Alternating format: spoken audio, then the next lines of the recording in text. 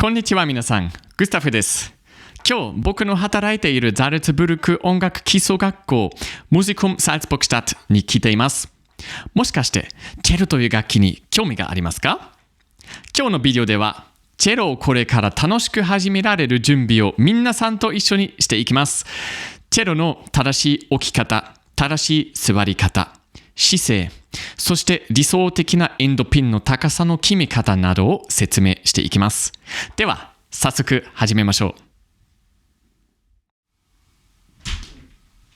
まずはチェロの扱い方についてです。基本的にチェロは絶対に裏の板を下にしておかないように気をつけます。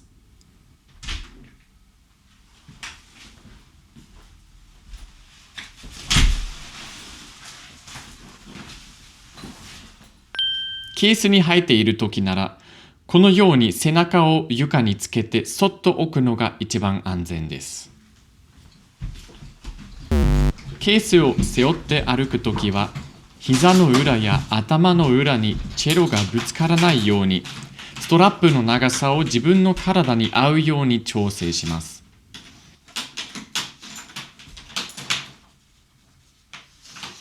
だいたい背負っているときは太ももの高さまでぐらい調整するのがおすすめです。次はチェロをケースから出しましょう。生のチェロを床に置くときは横向きにしてそっと置きます。背中をつけておいてはダメですよ。次にチェロと弓のそれぞれのパーツの名前と役割を説明します。まずは弓です。ドイツ語でボーゲン、弓の棒、ボーゲンシュタンゲ、弓の毛、ハーレ。弓の毛は指で触らないでくださいね。指についている油によってせっかくつけた松ヤニの効果がなくなります。弓の元、フロッシュ。弓の先、シュピッツェ。弓を使わないときは譜面台に置けば一番安全です。次はチェロのパーツですね。こちらがチェロの表板です。デッケ。そして裏側にあるのがチェロの裏板です。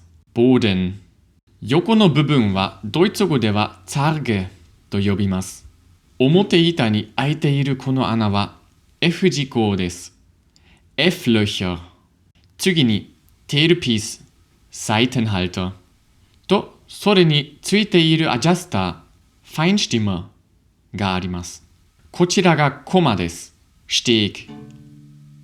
そして指板です。グリフブレット。指板の上には4本の線が貼られています。この部分はドイツ語ではシュネッケ、カタツムリと言います。形がカタツムリに似ているからですね。英語ではスクロールと呼びます。そのスクロールの中にペック、糸巻きが入っています。ドイツ語ではヴィルベルと言います。そして最後にエンドピンです。シュタッヘル。エンドピンは引き出すことでチェロの高さを調整できます。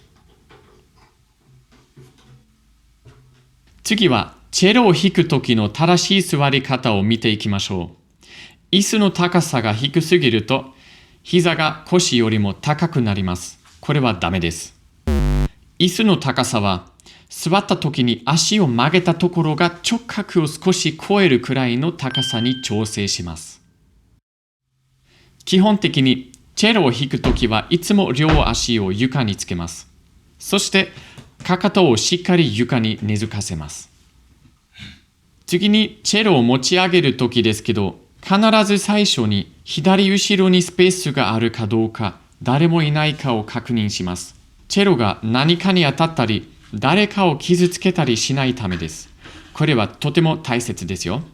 その後エンドピンを出します。エンドピンの適切な長さを知る方法はこれから説明しますね。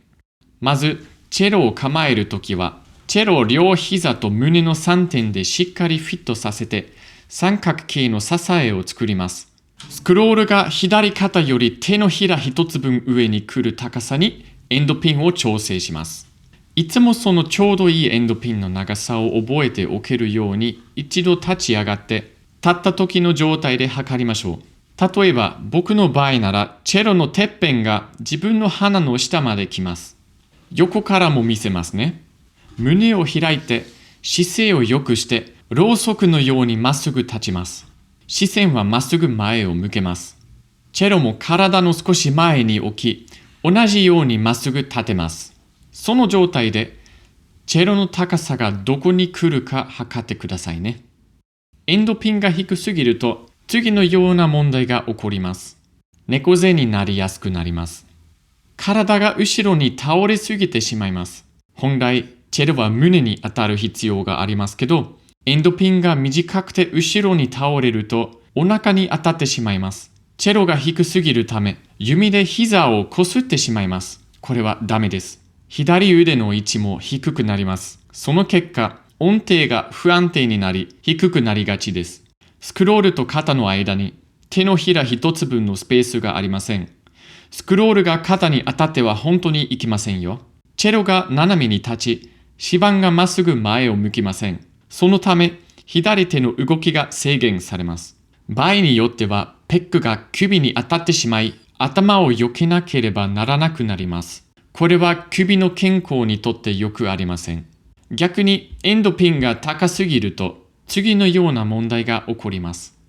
反り腰になりやすく、胸が圧迫されることがあります。チェロが高すぎて、膝がチェロの下に入り込んでしまいます。その結果、安定性が悪くなります。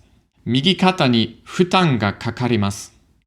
最後に、譜面台の高さも必ず調整しましょう。視線が下がらない高さに合わせます。エンドピンの長さが適切で、いい姿勢が作れたときはこのようになります。この姿勢を目指してくださいね。一番適切な姿勢を見つけるためには、まず適切な椅子を選んでから、エンドピンを少し高めにセットして、そこからエンドピンの長さを微調整する方法をお勧めします。どうでしたか？もうバッチリ準備ができましたね。パート2では、いよいよチェロを弾き始めます。まずはじめに、弦の弾き方や弓の正しい持ち方や弓の動かし方を学びます。このビデオを見て、チェロをやってみようと思ってもらえたら嬉しいです。それでは、また次のビデオでお会いしましょう。またね。